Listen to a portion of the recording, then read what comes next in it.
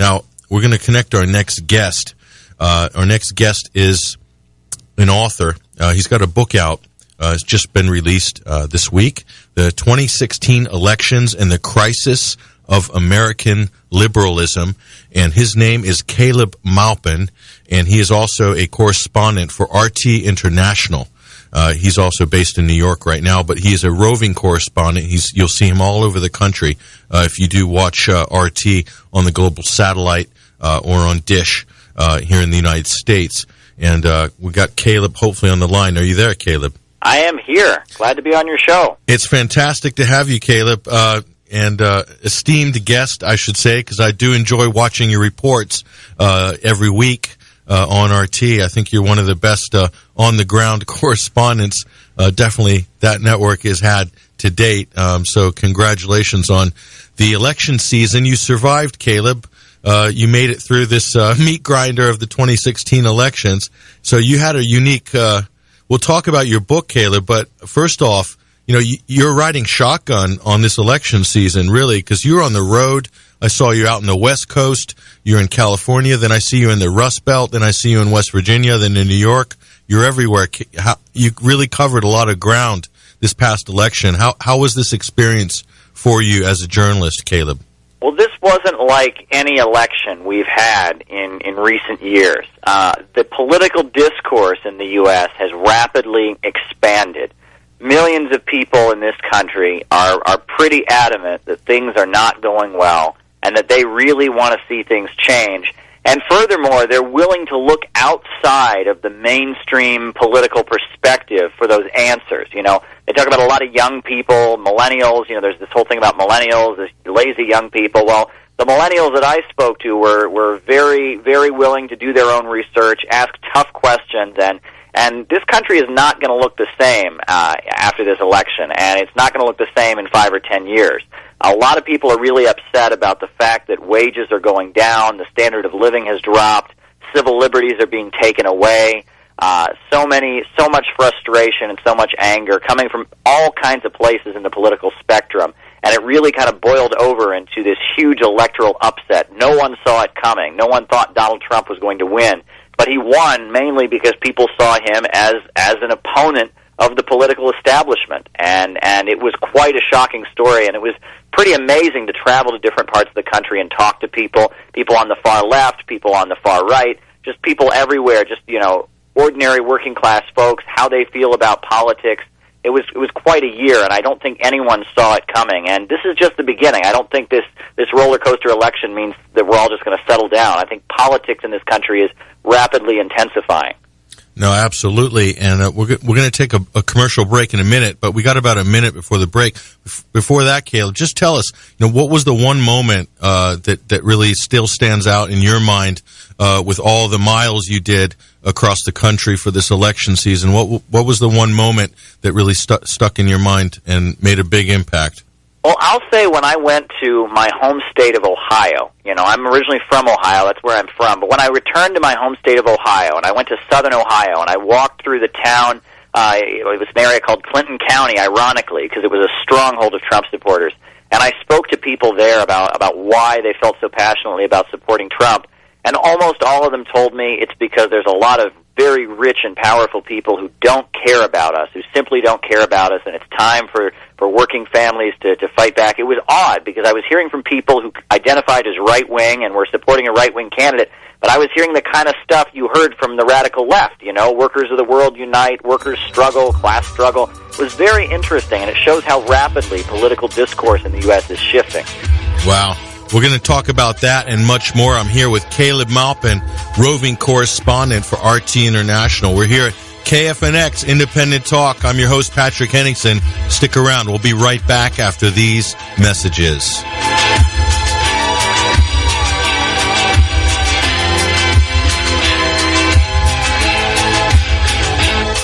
Independent Talk, 1100 KFNX. I have the answer. Are you one of the Americans whose real spendable income has declined 5%? Are you now feeling the slow financial drain?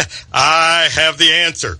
Enjoy the same high-quality lifestyle services you now have and pay less of your money for them.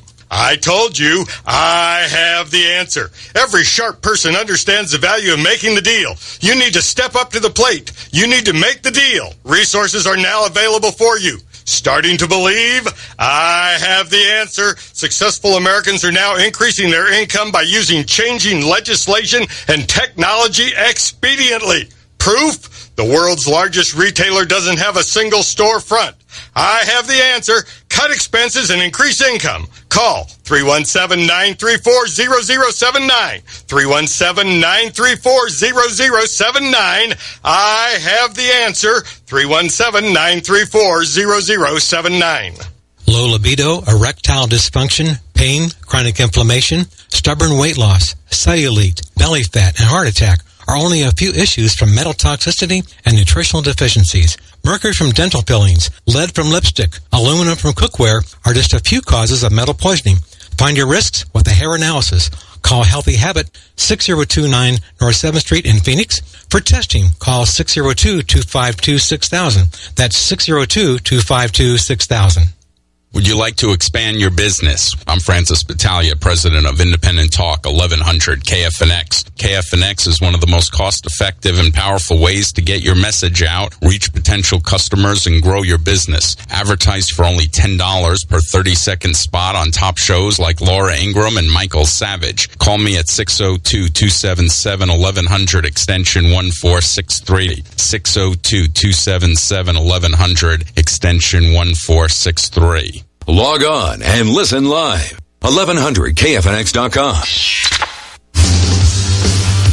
All right, welcome back. Welcome back. This is Patrick Henningsen here at Independent Talk 1100 KFNX. And I'm here with my guest, Caleb Maupin, roving correspondent for RT International. And the book out this week entitled The 2016 Election, The Crisis of American Liberalism. And Caleb, you know, you've got an interesting background, and you know, some people might look at your reports. I know you're very objective in your reports for the most part. You're not predictable at all, which I think makes your reports really interesting. But so you were involved early on in the Occupy Wall Street movement, and then you're seeing this phenomenon happen right now in 2016. And to me, it's indicative of the rapid change that's going on, the quickening of change and the seismic tectonic shifts in American politics, and that brings us to 2017.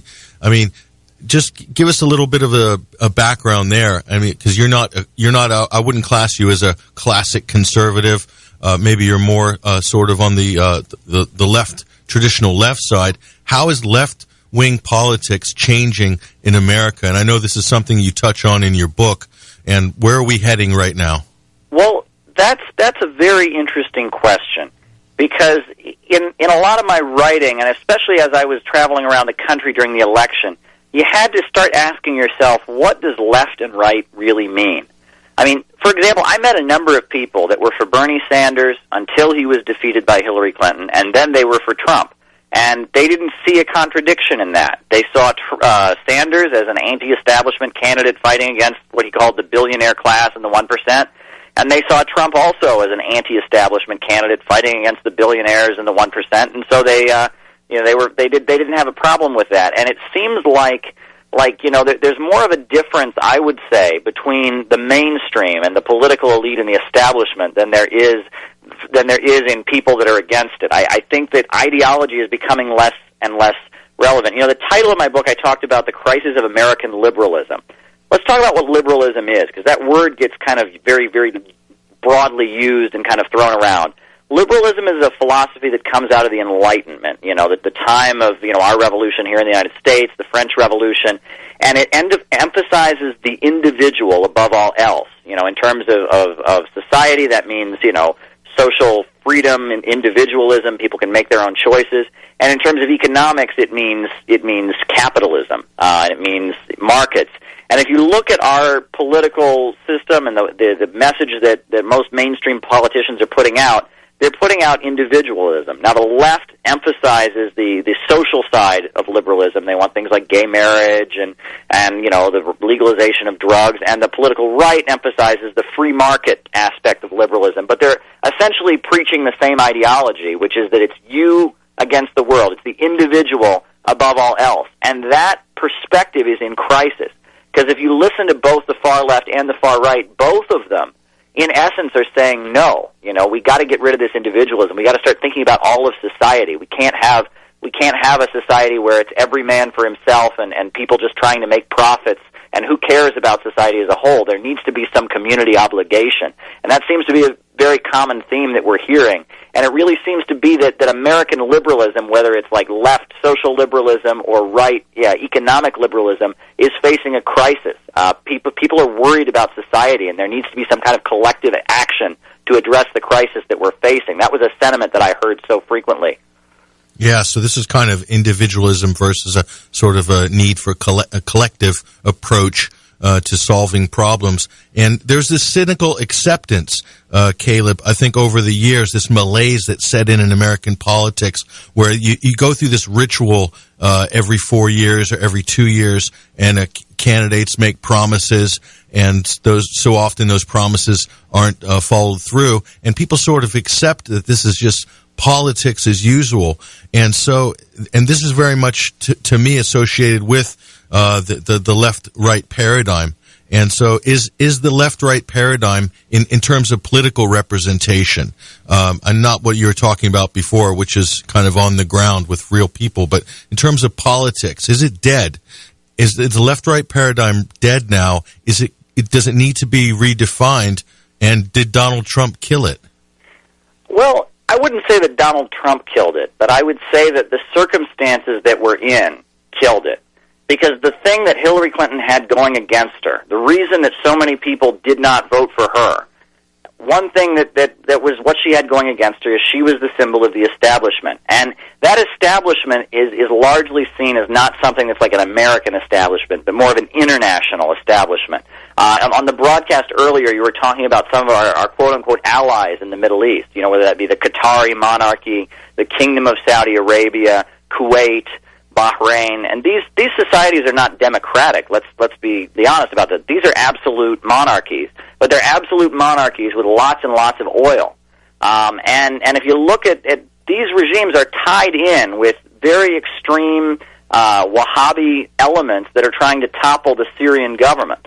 And Hillary Clinton, throughout her campaign, and the Clinton Foundation received millions of dollars from these monarchies.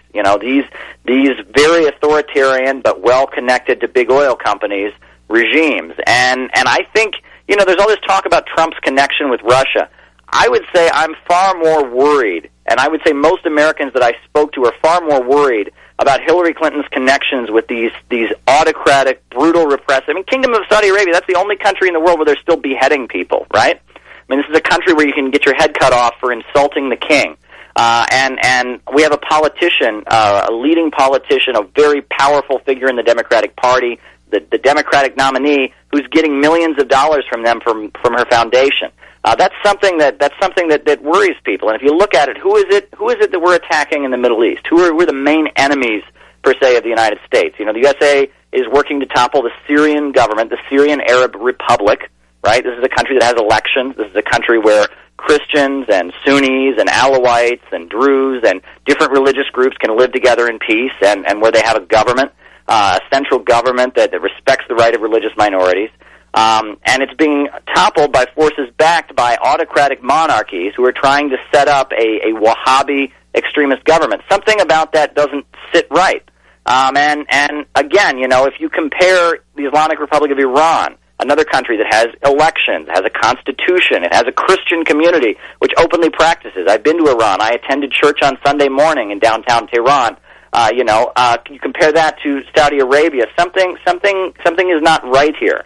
And Trump, throughout his campaign, he continued to say, America first, America first. And there is a broad feeling, wherever you go in this country, that somebody else has the power. That the people of the country are not coming first, that there is some kind of international elite that has a lot of wealth and a lot of influence. That would be one aspect of the changing political climate in the United States that I observed. Yeah, you brought up a great point. I mean, just back to the international scope. I think part of the crisis on the left-right paradigm is I can speak on the left side, having been involved in the kind of anti-war movement back in 2002 internationally over in Europe.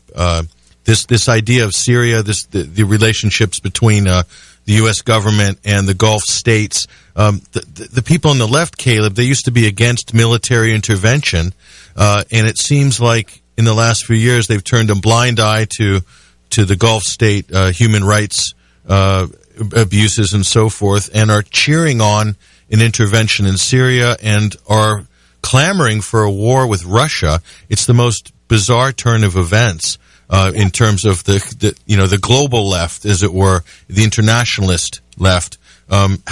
What's your read on this? I think it's extraordinary.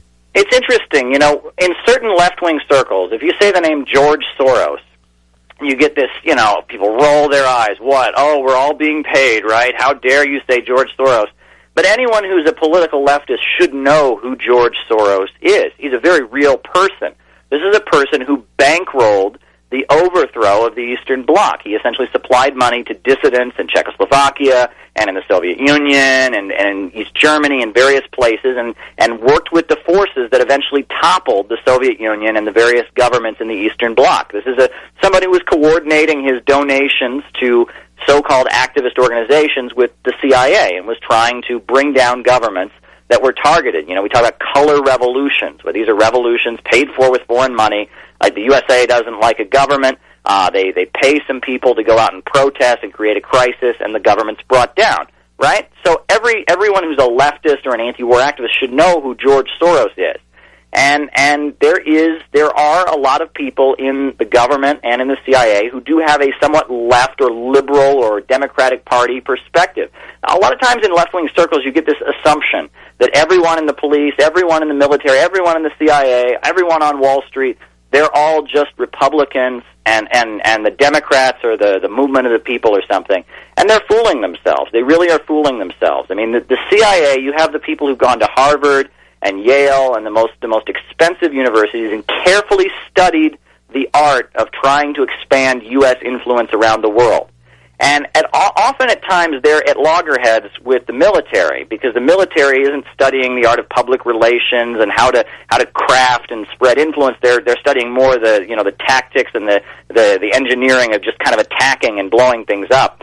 But you're absolutely right when you talk about how so many forces on the political left. Now there are some exceptions. There are some hard anti-imperialist forces, but aside from them, most of the left does cheer. It cheered for the toppling of Gaddafi. I mean, Libya had the highest life expectancy on the African continent. It was one of the most prosperous countries in that region. And it was bombed to bits, and you had the left cheering for it. Like it was a glorious revolution, There was a picture of some protester in Libya wearing a Che Guevara shirt, and that proved that this was a glorious uprising. Hold that thought. I'm here with Caleb Maupin, international correspondent for RT. We're talking about American politics. We're talking about the crisis of American liberalism. We'll be right back after these messages. I'm your host, Patrick Henningsen. Stay right there.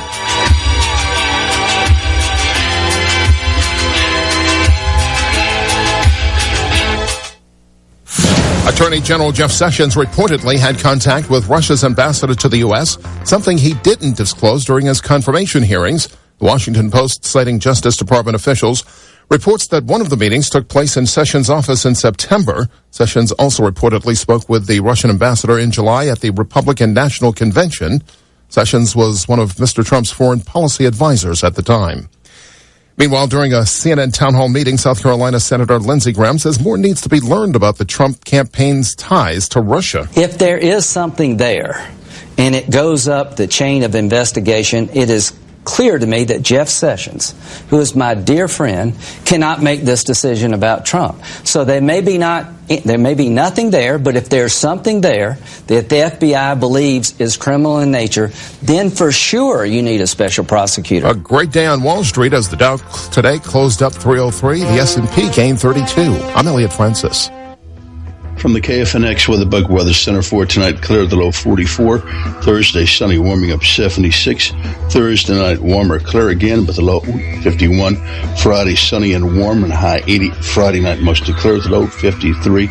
I'm Keith Langloss from the KFNX Weather Bug Weather Center. Currently, in downtown Phoenix, it's 64 degrees. Independent Talk, 1100 KFNX. Hey everyone, this is Ken Beckrick, owner of Online Trading Academy Phoenix. One of my students recently told me that Online Trading Academy is the best kept secret in the Valley. Well, let me tell you, if you're a business owner, the last thing you want is for your business to be a secret in the community it serves, even if it is the best one. So I'm offering a series of complimentary workshops to get the word out. The workshop will benefit beginners who want to generate monthly income trading the financial markets. Additionally, it'll benefit those who have no interest in trading but want to manage their long-term retirement accounts. And if you're an experienced trader who's struggling to generate consistent profits, this workshop's for you too. Admission is free for those who call 8448-INCOME right now. That's 844-846-2663. When you attend, you'll also receive 5 of our most popular home study courses absolutely free. Call 8448-INCOME now. Seating is limited. Call 844-846-2663 today. Hey, this is Gene from Second Wind Success. The boomers are here. You can't stop this silver tsunami. It's here, and this is your opportunity. If you'd like to learn how to turn a single-family home into a cash flow machine with residential assisted living, the Residential Assisted Living Academy is your opportunity. What we do is we show you how to turn a single-family home into a cash flow machine. To learn more, call 480-704-3065. That's 480-704-3065. Or come to our website at ralacademy.com. That's ralacademy.com. Independent Talk, 1100 KFNX.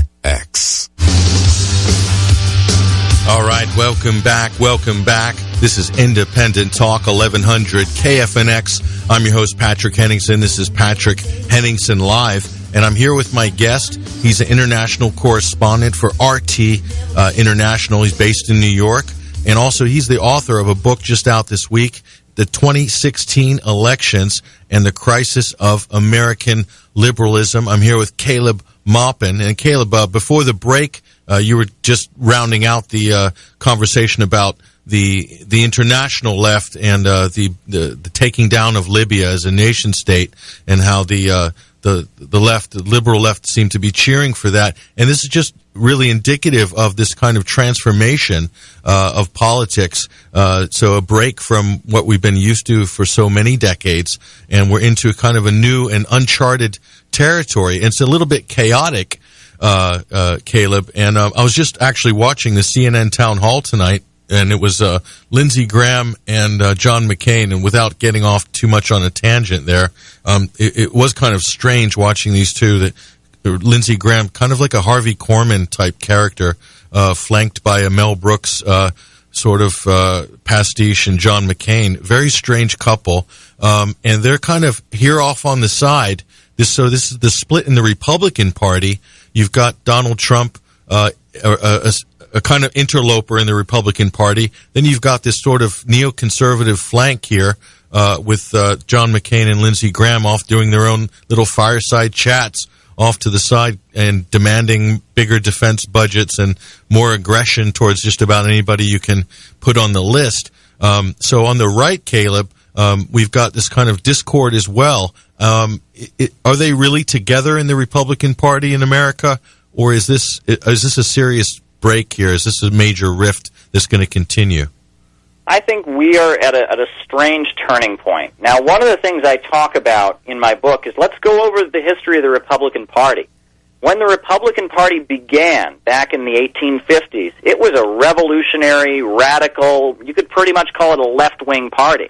They took their name Republican from the Spring of Nations. That was all these protests all over Europe, all these uprisings and revolts that happened in 1848. And Republican was a term that came out of the French Revolution. You had a lot of open Marxists that were in the Republican Party back at that time. August Willich, Joseph Wedemeyer. The New York Tribune, which was the New York City Republican Party newspaper, actually had Karl Marx as its London correspondent.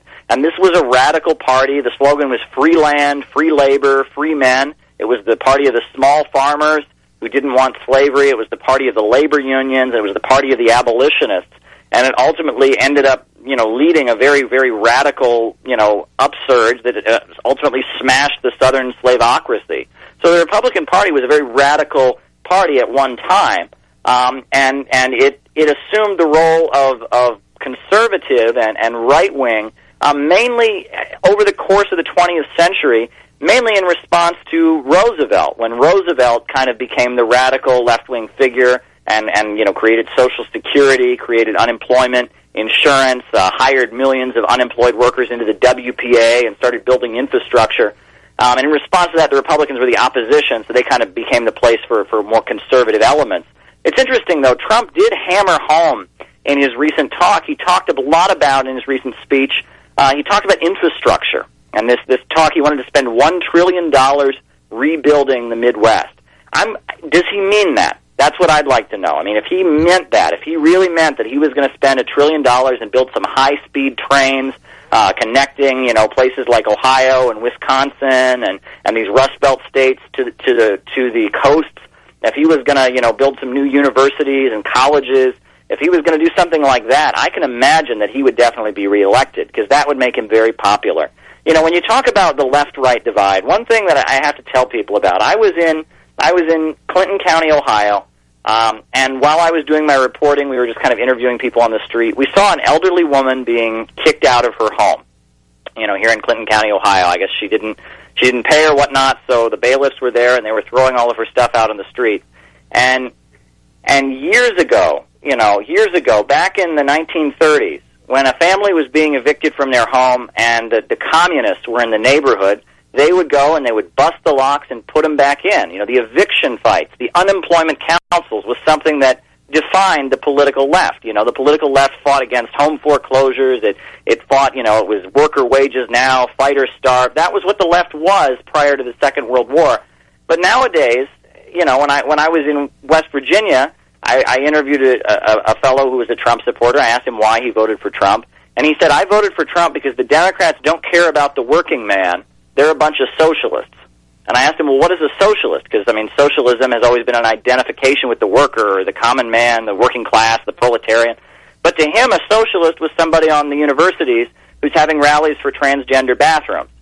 You know what I'm saying? It's like the left has stopped being kind of about championing the common person, and it's become more of this kind of bohemian intellectual enclave. And a lot of working class folks don't feel comfortable with the political left.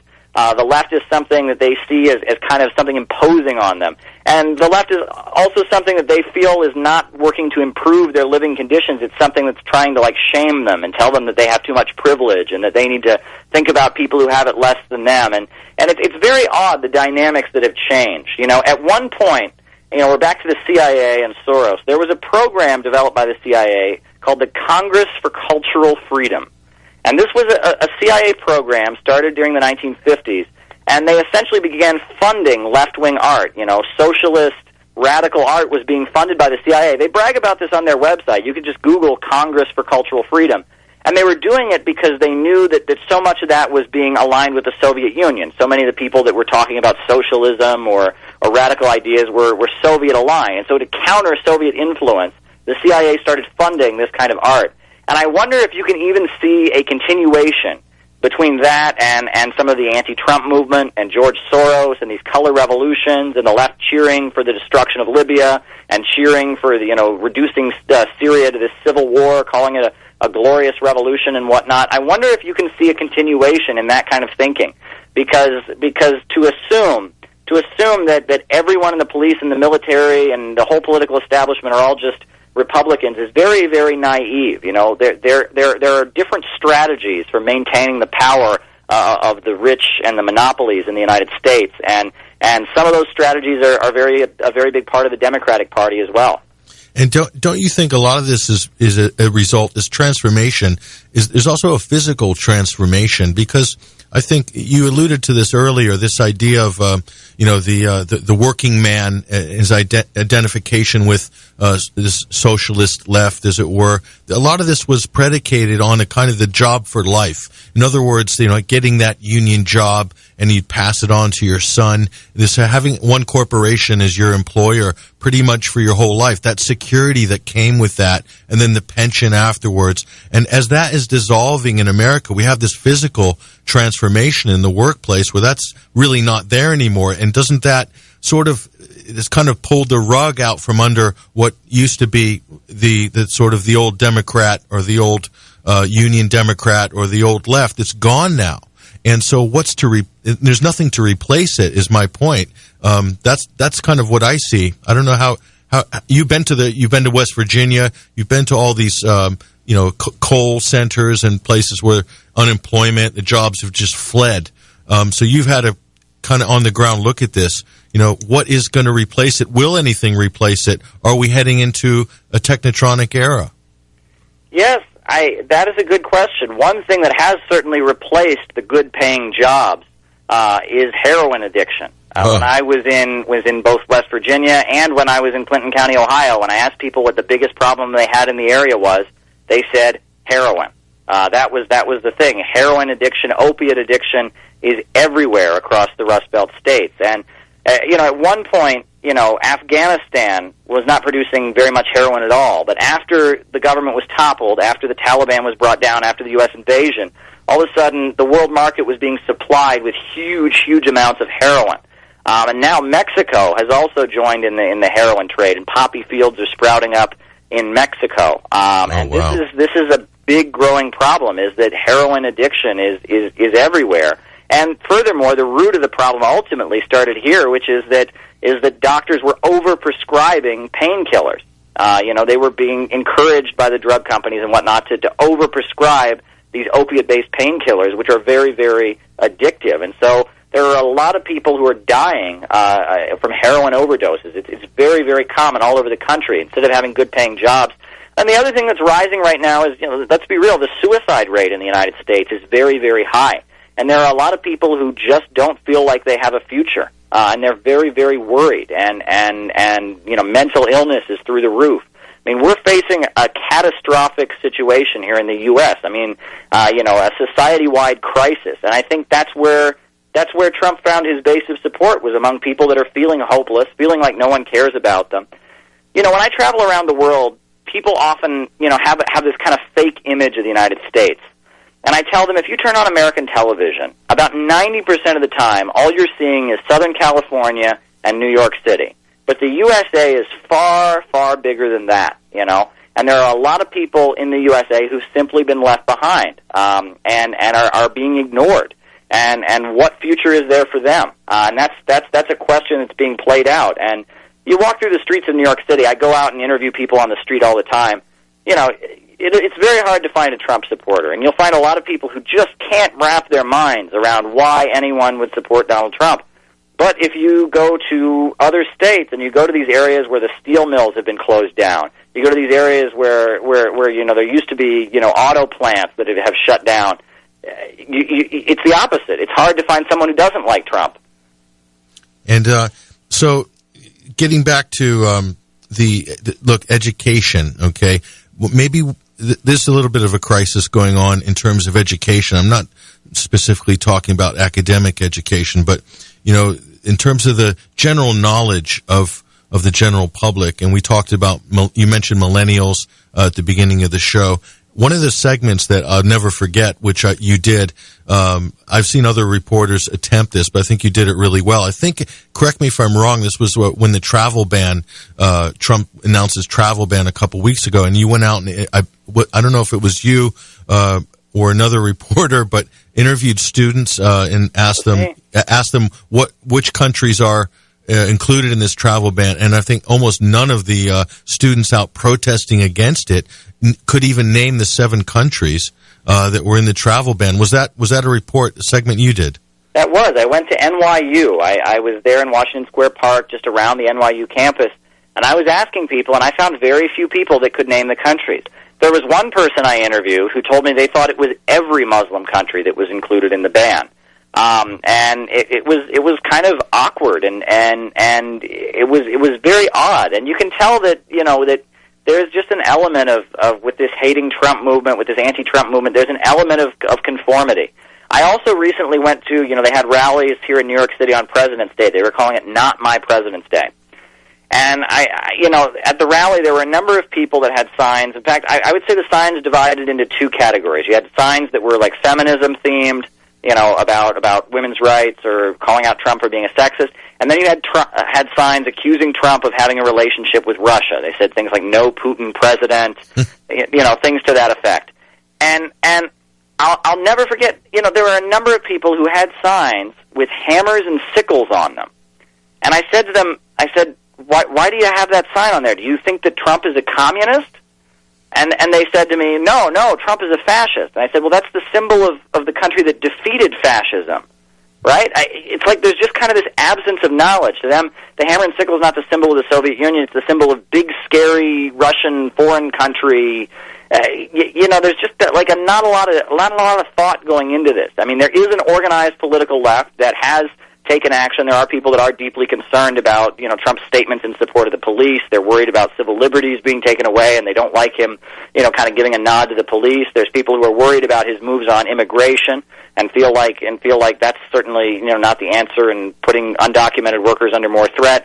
But then you have this current of people that are being organized by the Democratic Party. And what have they achieved? What has the anti-Trump movement achieved?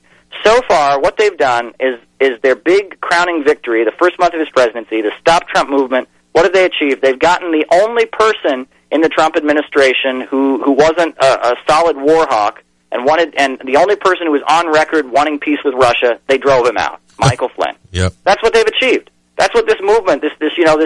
So people who think this is just some kind of glorious uprising, they're pushing Trump to be more hostile to the largest country in the world. Is this an achievement? Especially for people that want peace around the world and social justice. Yeah, I think in soccer they call that a known goal. But is also what do you think about this? You see this bandied about the next Hitler. Trump is. You see signs with Trump with the Hitler mustache at the protests, and you see this word fascism as well. At what point, Caleb, do you think? Is this words, or they've been diluted, or they've lost, they're devalued, or let alone can anyone actually tell you what fascism is? You've gone out in the street, you've spoken to hundreds or thousands of people in the last year. Do people really understand what that term fascism means? And I know it has a few different definitions depending on what historical perspective you're looking at that, but it kind of cheapens it when it just becomes a kind of a bumper sticker. What's your thoughts on that? It's been reduced to being a slur. People say you're a fascist. I'm reminded there's a lot of parallels between what's going on now with the anti-Trump movement and what happened in the early years of the Obama administration. Right? Mm-hmm. It's very, very similar. If the Tea Party, they had their signs. Obama is a Islamic, communist, fascist.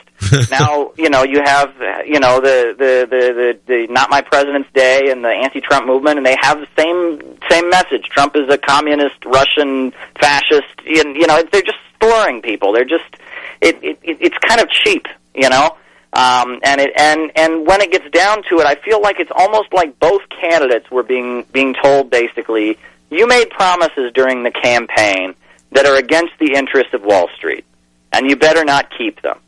Mm-hmm. I mean, that's essentially the message that's being sent to both candidates.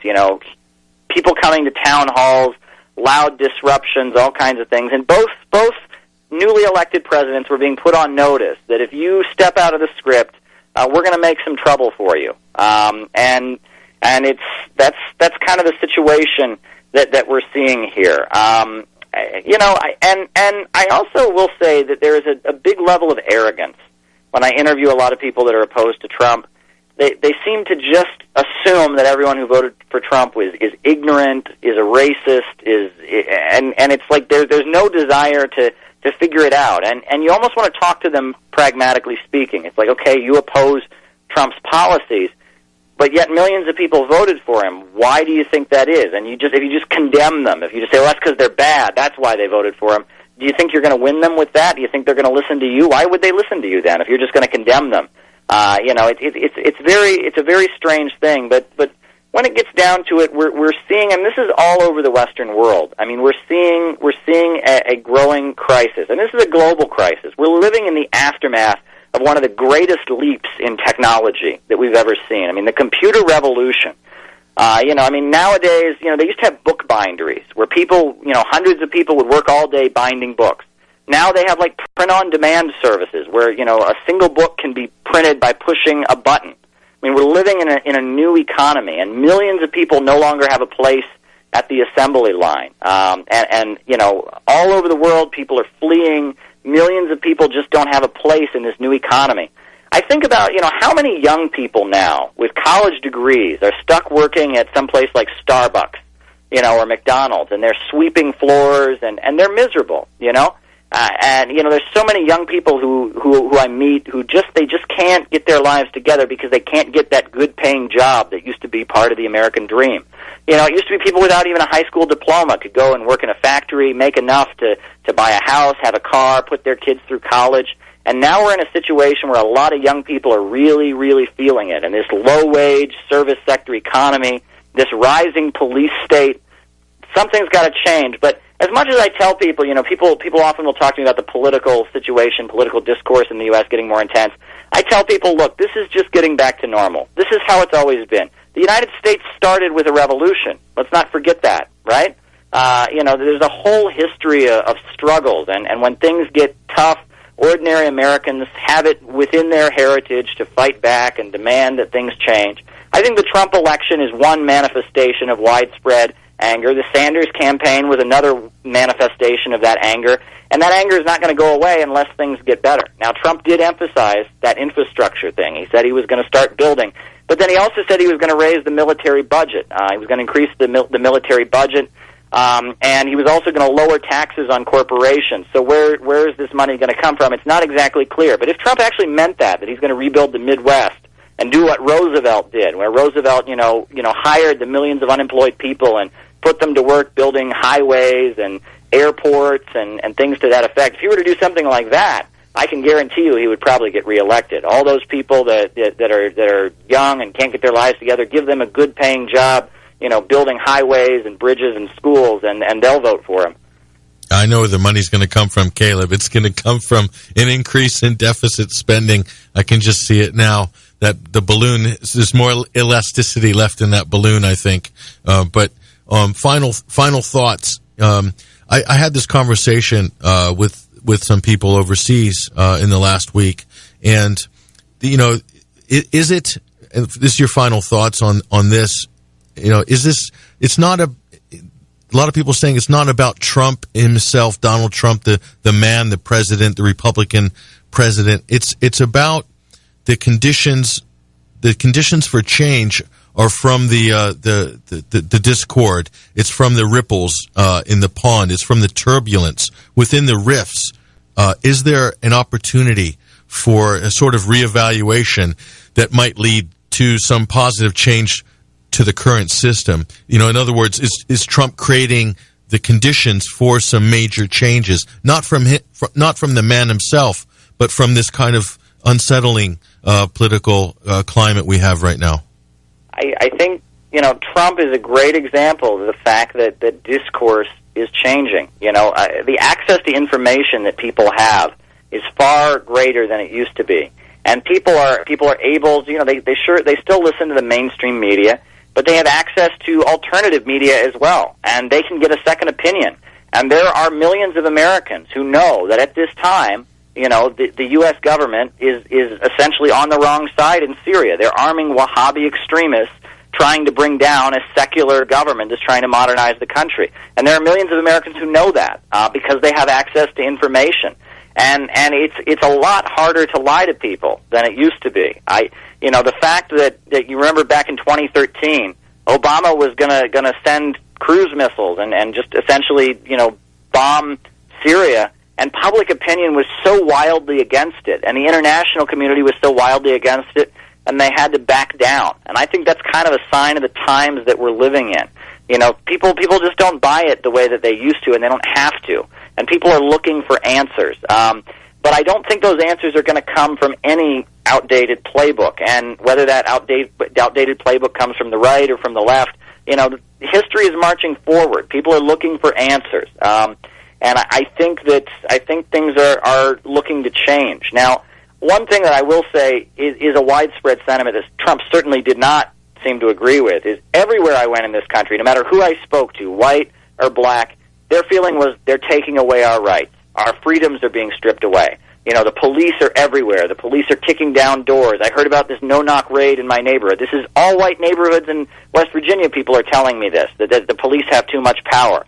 And that seemed to be a very widespread sentiment no matter who you talk to. Now, the media would like to frame that like that's a black thing, right? Black Lives Matter and all of that. But that's all over the country. There's distrust and frustration, the belief that our rights are being taken away, the government is out of control, distrust of law enforcement. Trump, during his campaign, he expressed nothing but kind of admiration, support for the police, respect, but that didn't seem to be the feeling on the ground. There seems to be a feeling that not only are our wages too low, not only is the standard of living dropping, but our rights are disappearing, and the freedoms that kind of define us as Americans are being taken away. And I wonder how that sentiment is going to be addressed.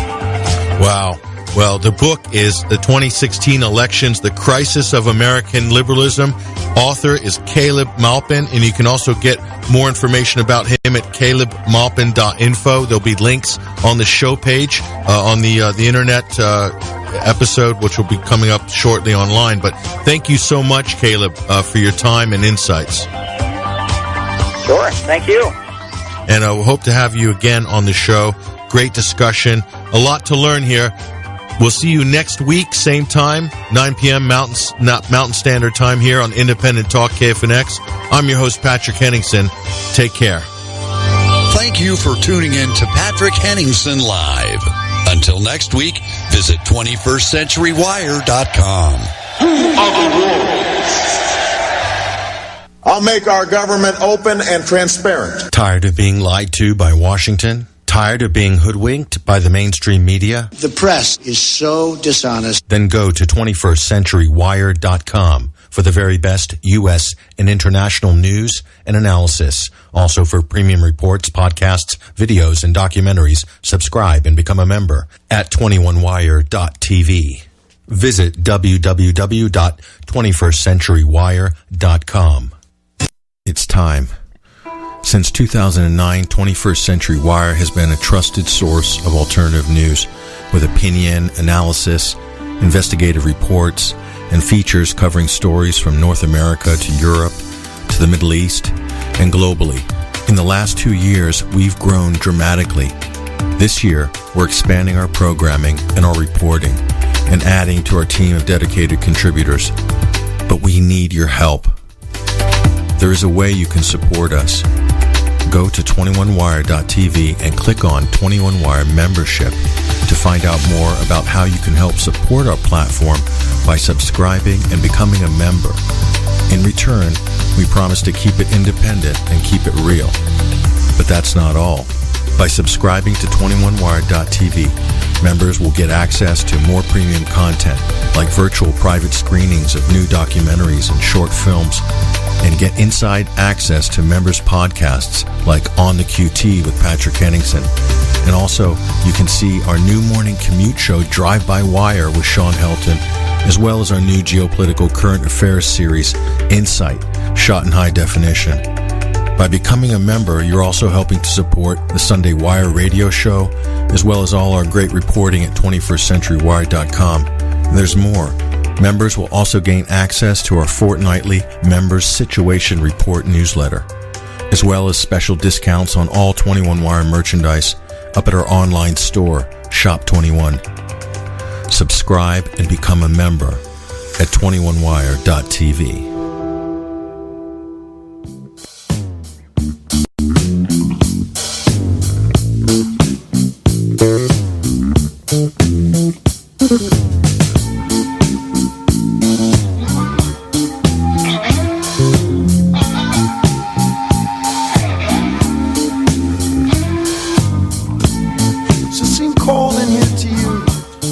All right, everybody. Hey, thanks for hanging out with us tonight for Patrick Henningsen Live in its new time slot there. It looks like, I think that's going to be the ongoing new time slot there. So an hour later than you might be used to.